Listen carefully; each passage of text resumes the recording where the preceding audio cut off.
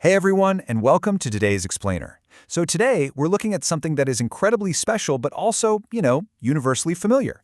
We're going to zoom all the way in on a single New York City wedding that took place on a Tuesday, June 23, 2026.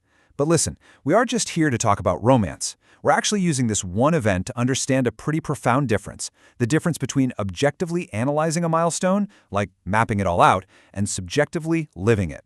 Through the lens of this one rainy morning in Lower Manhattan, we are going to explore how we record our lives versus how we actually experience them. Okay, let's dive into this. In the source material, there's this absolutely beautiful little parable called The Rain Knot. It tells the story of two families just completely stressing out because, well, it's pouring rain on a wedding day. The roads are a mess, the photos are going to be ruined, everything just feels like a disaster. But then an old gardener laughs and says, "You think the rain is interrupting the wedding? No, the rain is attending." And you know what? Years later, that couple doesn't remember the dinner menu, they don't remember the flowers, but they absolutely remember the rain. What arrived as a flaw literally became the blessing. Keep that exact idea in the back of your mind as we look at our couple today, Rashit and Matilda. All right, part one, the urban stage. To really understand their day, we first have to understand the environment. And let me tell you, this is not some pristine, secluded fairy tale forest. The true vibe of this day is the misty, overcast sky just hanging over the architectural giants of Lower Manhattan. Think about those iconic, industrial wooden water towers perched way up on their iron stilts. These functioning gears of the city establish the massive, everyday reality that surrounds this deeply personal, romantic leap. We are talking about a functioning metropolis, a place of steel, concrete, and just constant, relentless motion. It actually provides a wonderfully gritty backdrop for such a moment of profound intimacy. Think about it. A civil union in Manhattan means your personal promise is woven directly into the enduring hustle of a random Tuesday morning. The city doesn't stop its labor for you. Instead, your milestone just kind of becomes a part of its rhythm.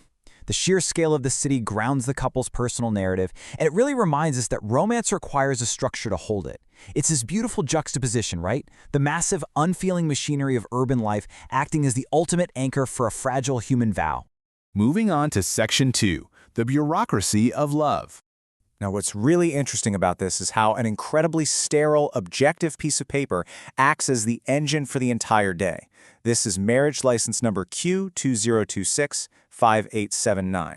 It lists the cold, hard demographic data. We have Rachi Jitendra Gupta, a 28-year-old industrial engineer from Mumbai. We have Matilda Mulan Breelaman, a 27-year-old student from Philadelphia. And the witnesses, Katerina and David Breelaman. But here's the thing. This document isn't just bureaucracy. It is a transformative legal instrument that takes a totally private relationship and literally weaves it into the historical archives of the state of New York. It's the necessary paperwork that legitimizes the poetry of their commitment. And the contrast is just amazing. You have the formal legal instrument right alongside the very human reality. A joyful circle of family gathered outside 141 Worth Street, literally standing amidst orange construction barriers and scaffolding. This stark contrast proves something really important. The rigidity of a city's legal system doesn't actually stifle romance. It provides the necessary frame that gives it permanence. The social gathering, with all that nervous laughter and those celebratory hugs in the middle of a construction zone, is officially codified into a signature of record. The bureaucracy and the joy, they don't cancel each other out. They actually validate one another. All right, Section 3, Wabi Sabi in Manhattan.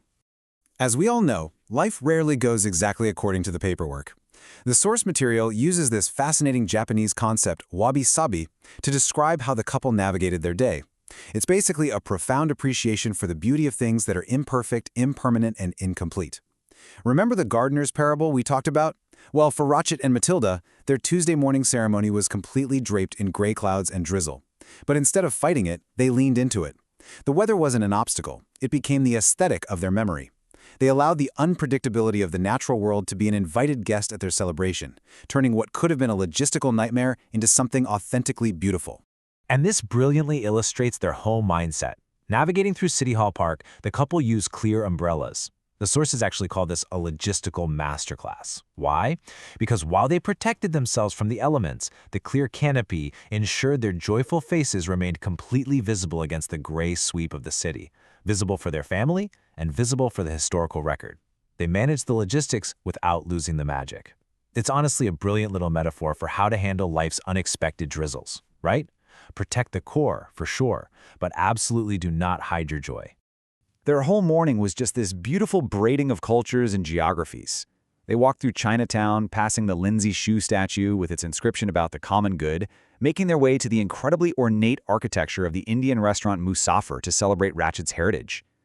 Think about the depth of that journey for a second.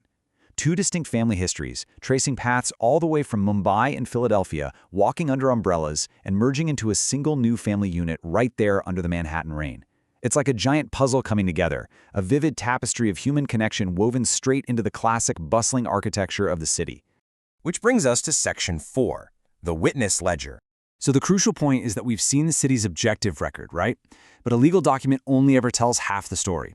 The morning after the wedding, Matilda's father, David Brulman, sat down and wrote this note. It acts as this incredibly intimate family field note, a true witness trace. He records who was there, how the drizzle only enhanced the experience, and their upcoming travel plans. But it's what lies beneath the facts that truly matters here. This isn't data entered into some cold state database. This is a subjective, lived reality, penned by someone deeply, deeply invested in the outcome.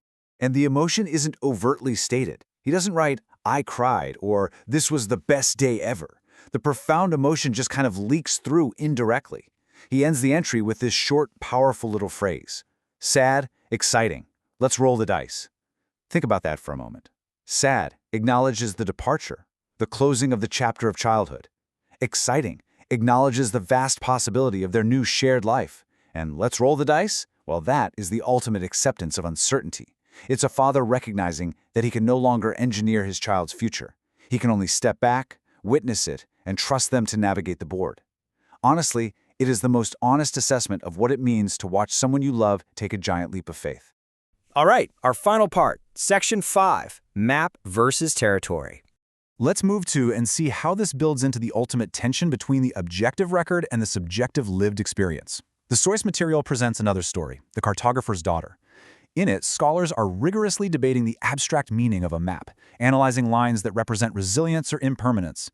Then the cartographer's daughter just walks in, points to a spot on the map, and says, "Actually, that's where I got married yesterday." Instantly, all that abstract theory just vanishes into human reality. The sources compare this to an AI machine analyzing the wedding for themes of wabi-sabi and architectural domains, while the father simply looks at the exact same photo and just sees his daughter. The machine is reading the map, the father is standing in the territory.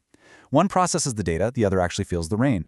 So whether it's the state's marriage license or a father's handwritten note, these are all just ways we try to capture something completely fleeting. But the map is never the territory. The certificate is not the marriage. It's just the frame around it. So I want to leave you with this to ponder today. When you record the milestones in your own life, whether that's through photos, legal documents, or a post on social media, are you just drawing a map for others to see, or are you remembering to put down the pen, step into the rain, and truly stand in the territory? Think about it. Thanks for joining me on this explainer, and I'll catch you next time.